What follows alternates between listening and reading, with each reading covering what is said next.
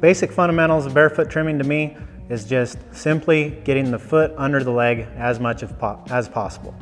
It gets really technical when you're talking tendons and ligaments and everything. I believe that God had a good plan when He built the horse. You keep it simple, you keep it where it's supposed to be, and problems don't happen as much. First thing I do is I'm making a plan when I pick the foot up. I'm not just going at it. I'm getting off anything that's in his way.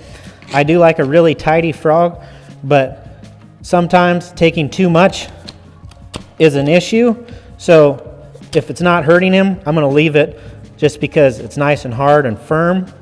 It may not be as pretty as I'd like, but it's very functional. I'm nipping at a 45, staying on the outside of the white line, coming back to the highest and widest point of the frog. This is the highest, this is the widest.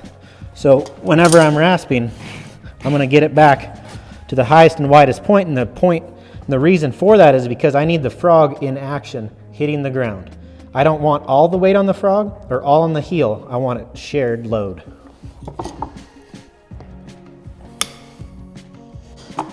It helps to do a good job nipping it, but it doesn't have to be perfect. You can rasp it. When you rasp it, I prefer to do it at a 45.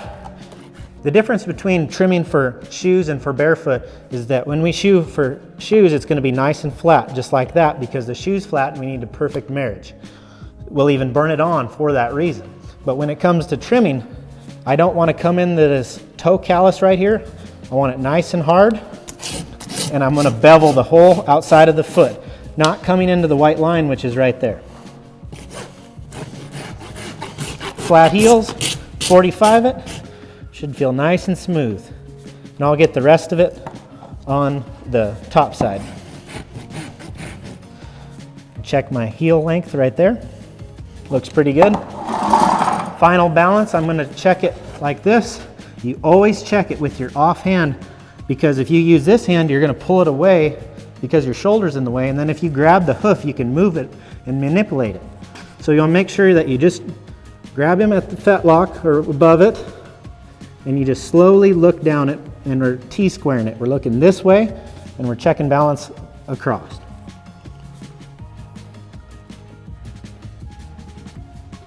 And it's close, but it's still a little high.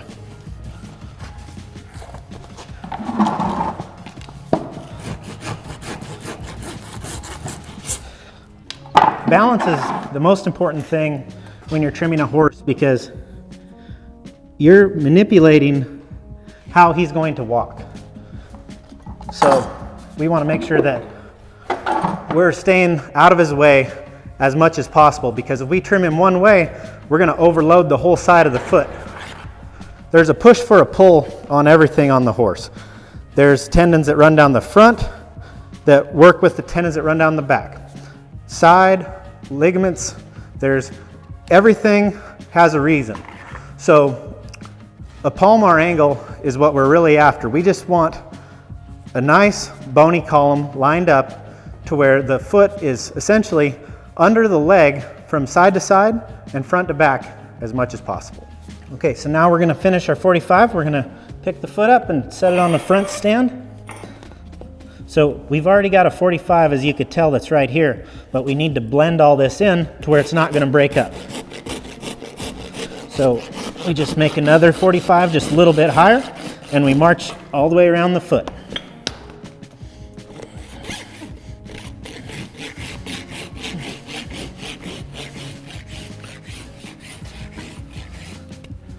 Being careful not to over trim him, but we want to make sure we clean all this stuff up so it can grow out.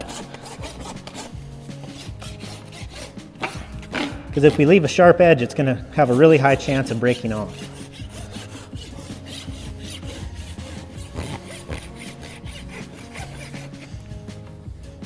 When you're done, you should be able to run your hand around it and it feel good. If there's any sharp spots, you probably need to revisit it. So on a foot like this that's broken up, over trimming is a realistic problem. So I'm going to stop there, even though it's not perfect. The way that I check my eye is with a laser level. You do not need one. It's just a fun trick to check your eye. You can check your length. You can see how, you can check proportions. You can see a lot of things. I feel like we've got the horse proportioned pretty well, that this side is as big as this side. But one thing I need is I need a nice 45 all the way around. As you can see that my rasp sticks in there. I feel like we've done that.